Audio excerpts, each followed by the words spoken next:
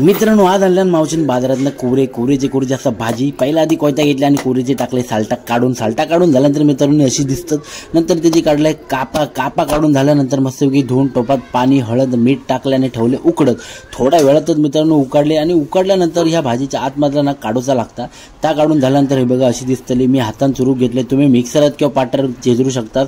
नंतर भाजीक लागणारा सामान म्हणजे ही बघा भाजी, त्याच्यानंतर लागणारा सामान कांदो मिरची लसूण, त्याच्यानंतर इकडे बाजूक बघला तर हळद असा जिरा असा मोहरी असा बाजूक असा मीठ नंतर असा आपलो मसालो।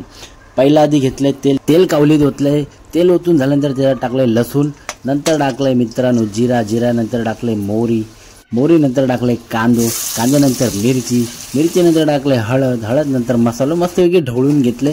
ढवळून झाल्यानंतर त्याच्यात ओतले भाजी नंतर वरती मीठ, त्याच्यानंतर आपला थोडासा खोबरा टाकून मस्तपैकी ढवळले आणि थोड्या वेळातच मित्रांनो आपली भाजी झाली तयार।